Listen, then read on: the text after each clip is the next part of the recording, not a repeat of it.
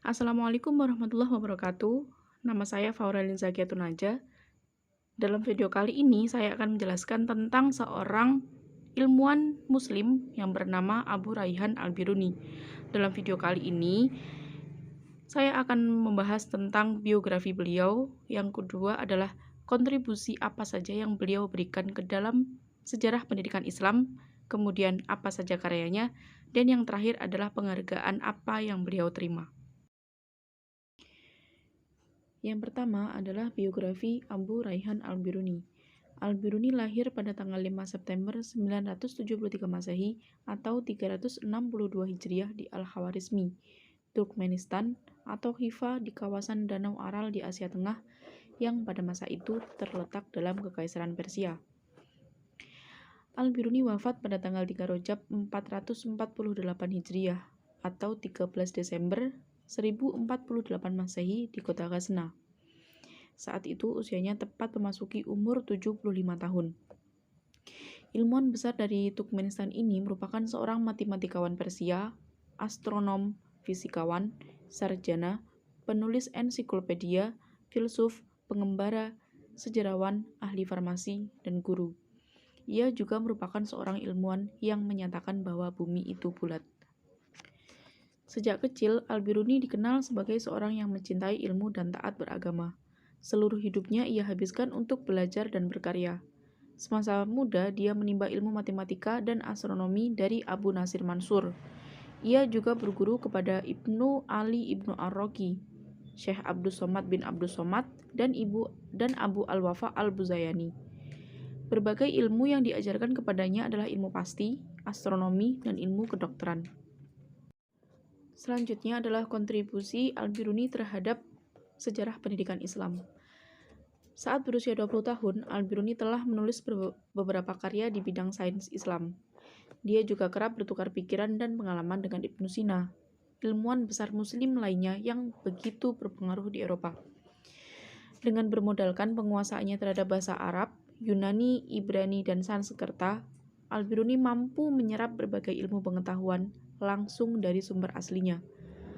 Hasilnya, berbagai karya di bidang matematika, fisika, astronomi, kedokteran, metafisika, sastra, ilmu bumi, dan sejarah pun menambah khasanah dalam ilmu pengetahuan Islam. Bahkan ia juga berhasil menemukan fenomena rotasi bumi dan bumi mengelilingi matahari setiap harinya. Selanjutnya adalah kontribusi terhadap pemikiran Islam. Pemikiran-pemikirannya dalam sejarah Islam antara lain adalah pemikiran hisab ruqyah, yang berupa pemikiran astronomi maupun yang dituangkan menjadi sebuah alat atau instrumen.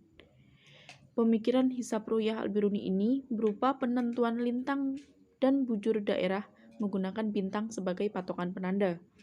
Kemudian pemikiran tentang penentuan pergerakan matahari yang meliputi gerak tahunan matahari, pergerakan matahari ketika di apogee, obliquity of ecliptic, fenomena gerhana matahari, fajar, dan terbenam. Al-Biruni juga mengamati pergerakan bulan melalui anomali harian dan rata-ratanya, jarak bulan ke bumi, dan seterusnya. Al-Biruni juga mewariskan perhitungan arah kiblat dengan aturan segitiga bola. Data yang dihasilkan oleh Al-Biruni ini tidak jauh berbeda dengan data modern saat ini. Selanjutnya adalah karya-karya Abu Raihan Al-Biruni. Selama perjalanan hidupnya sampai dengan tahun 1048, Al-Biruni banyak sekali menghasilkan karya tulis. Tetapi hanya sekitar 200 buku yang dapat diketahui. Di antaranya adalah Tarikh Al-Hindi, atau yang biasa disebut dengan Sejarah India, sebagai karya pertama dan terbaik yang pernah ditulis sarjana muslim tentang India. Kemudian buku Tafhim lil Awali al-Sinatu An-Tanjim, yang merupakan kitab yang mengupas tentang ilmu geometri, aritmatika, dan astrologi. Sedangkan khusus untuk astronomi, Al-Biruni menulis buku Al-Kanon Al-Mas'udi fi Al-Hay'ah wal An-Nujum, atau kitab tentang teori perbintangan. Di samping itu, ia juga menulis tentang pengetahuan umum lainnya seperti buku Al-Jamahir fi Al-Ma'firati Al-Juwahir, ilmu tentang pertambangan, Asy'adala fi Atib, kitab tentang farmasi dalam ilmu kedokteran, Al-Maqalid Ilmu Al-Hay'ah tentang perbintangan, serta kitab Al-Kusuf wa Al-Hunud, kitab tentang pandangan orang India mengenai peristiwa gerhana bulan. Itu hanya sebagian kecil dari buku-buku karya Al-Biruni yang beredar. Selain itu, masih banyak buku lainnya yang dapat dijadikan rujukan. Namun sangat disayangkan, tidak seperti Ibnu Sina yang pemikirannya telah merambah ke Eropa, buku-buku besar Al-Biruni tidak begitu berpengaruh di wilayah barat, karena buku-buku itu baru diterjemahkan ke dalam bahasa-bahasa barat baru pada abad ke-20. Selanjutnya adalah penghargaan yang diterima oleh Abu Rayhan Al-Biruni.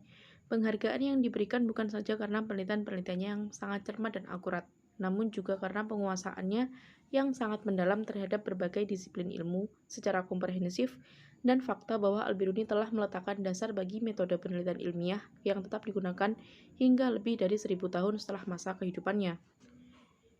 Al-Biruni telah memberikan sumbangan multidimensi terhadap dunia sains. Karya-karya peninggalannya adalah bukti keluasan ilmunya terhadap berbagai disiplin ilmu sekaligus.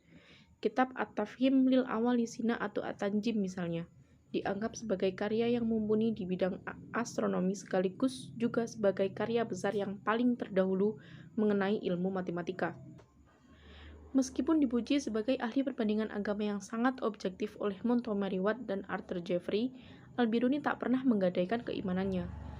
George Sarton dalam bukunya yang berjudul Introduction to the History of Science menyebutkan bahwa kehidupan Al-Biruni sebagai era Al-Biruni, atau yang biasa disebut dengan The Time of Al-Biruni, sekedar untuk menunjukkan bahwa betapa besar dominasi Al-Biruni ini dalam khasanah ilmu Islam dunia maupun barat pada masa itu.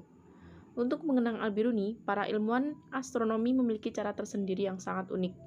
Pada tahun 1970, International Astronomical Union menyematkan nama Al-Biruni kepada salah satu kawah di bulan. Kawah yang memiliki diameter 77,5 km itu diberi nama Kawah Al-Biruni atau The Al-Biruni Crater. Demikian video kali ini, semoga bermanfaat. Wassalamualaikum warahmatullahi wabarakatuh.